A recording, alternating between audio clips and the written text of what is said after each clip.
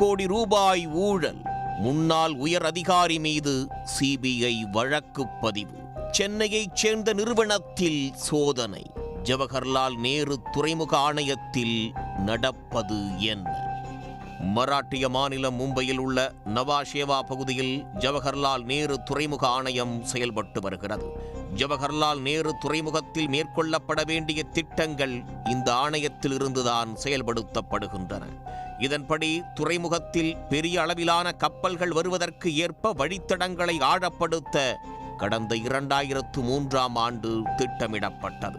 இதற்காக மும்பை மற்றும் சென்னையைச் சேர்ந்த நிறுவனங்களுக்கு ஒப்பந்தம் போடப்பட்டது. இதில் 800 கோடி ரூபாய் அளவுக்கு ஊழல் நடந்ததாக புகார்கள் எழுந்தன.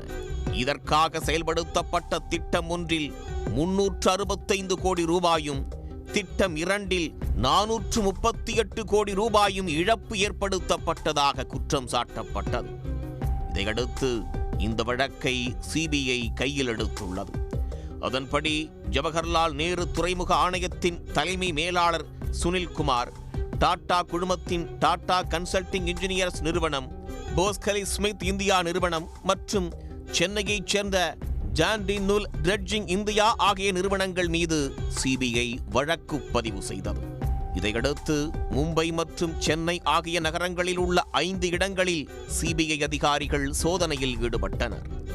ஜவஹர்லால் நேரு துறைமுக ஆணைய அதிகாரிகள் மற்றும் ஆலோசனை நிறுவன அதிகாரிகளின் வீடுகளிலும் சோதனை நடத்தப்பட்டது.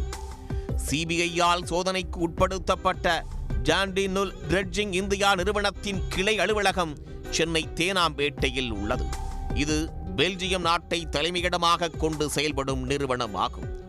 இந்த நிறுவனத்தில் கடல்சார் ஆராய்ச்சி மற்றும் கடல் சார்ந்த கட்டுமான பணிகள், துறைமுக மேம்பாடு, காற்றாலை மின் உற்பத்திக்கு தேவையான கட்டுமான பொருட்களை தயாரிப்பது ஆகியவை செயல்படுத்தப்படுகின்றன. சென்னை மற்றும் மும்பையில் சிபிஐ அதிகாரிகள் நடத்திய சோதனையில் திட்டம் தொடர்பான ஆவணங்கள், டிஜிட்டல் சாதனங்கள், அரசு ஊழியர்களின் முதலீட்டு விவரங்கள் ஆகியவை பறிமுதல் செய்யப்பட்டதாக தகவல் வெளியாகியுள்ளது. டாடா குழுமத்திற்கு சொந்தமான ஏர் இந்தியா விமானம் கடந்த வாரம் அகமதாபாத்தில் விபத்திற்குள்ளாகி அதில் பயணித்த 241 பேர் உயிரிழந்து விட்டனர். இந்த சூழலில் அந்த குழும நிறுவனத்தின் மீது ஊழல் வழக்கு பதிவு செய்யப்பட்டுள்ள சம்பவம் பரபரப்பை ஏற்படுத்தியுள்ளது. உடனுக்குடன் செய்திகளை தெரிந்து கொள்ள சன் நியூஸ் பெல் ஐகானை கிளிக் பண்ணுங்க.